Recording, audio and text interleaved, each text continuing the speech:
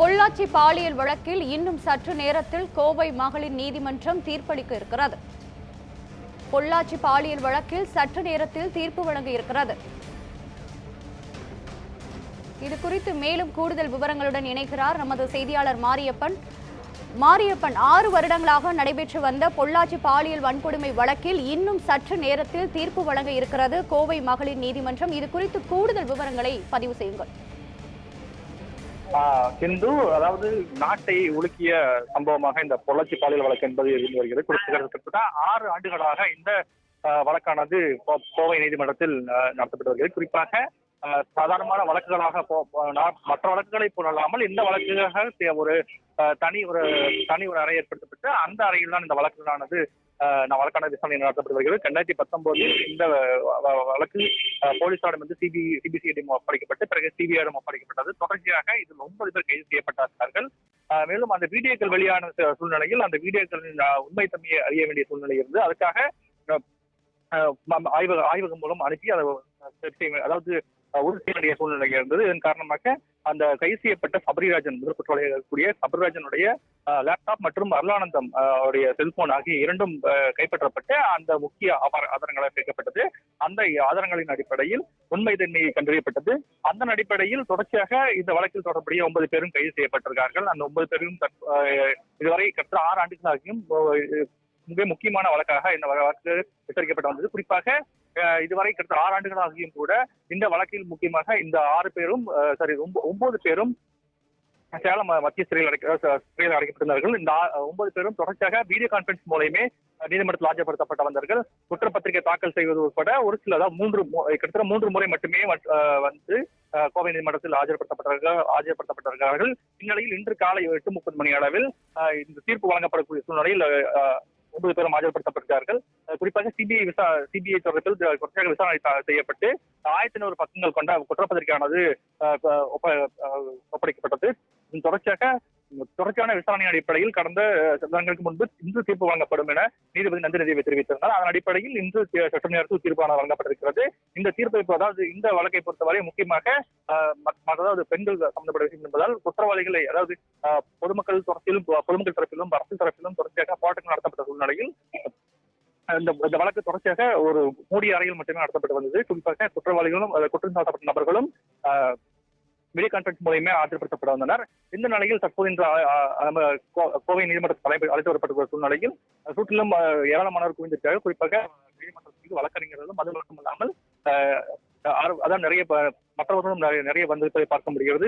இந்த வழக்கு தொடர்பான என்ன தீர்ப்பு வரப்போகுது என்பதை அனைவரும் எதிர்பார்த்து வந்தமே இருக்கிறார்கள்.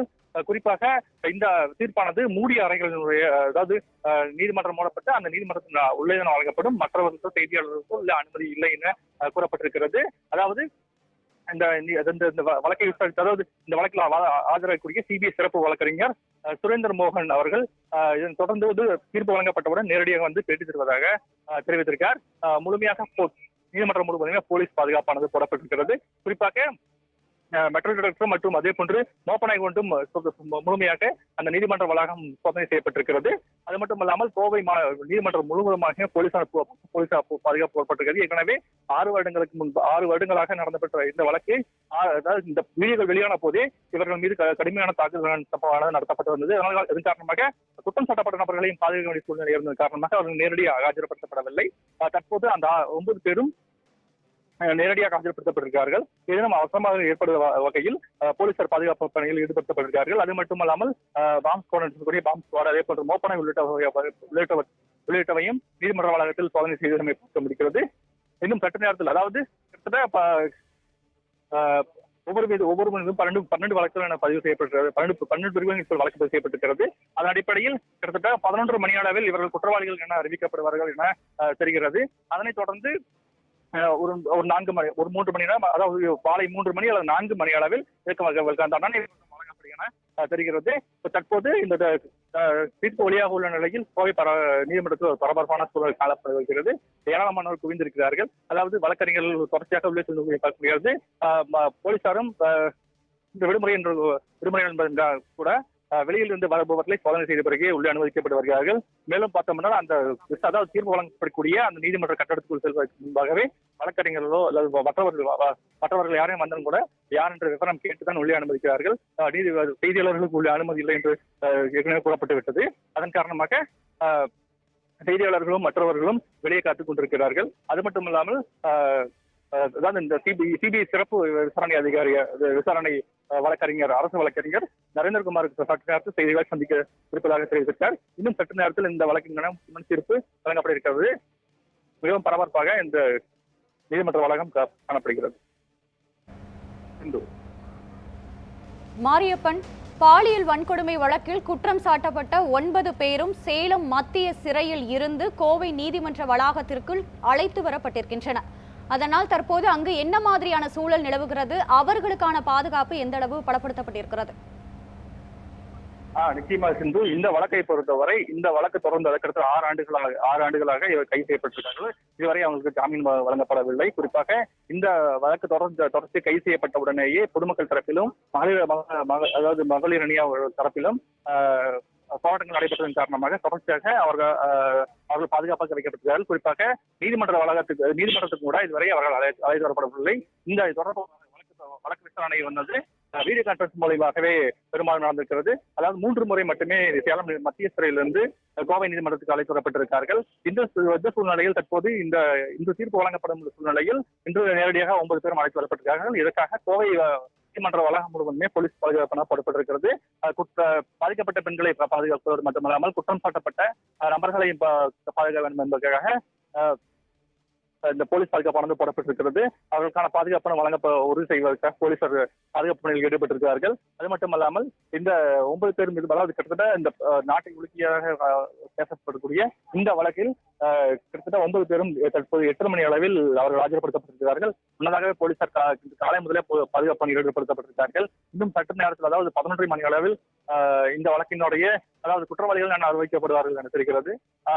4 மணி அளவில் இந்த வழக்கினுடைய தீர்ப்பு விவரம் அதாவது தண்டனை விவரம் வெளியாகும் என எதிர்பார்க்கப்படுகிறது.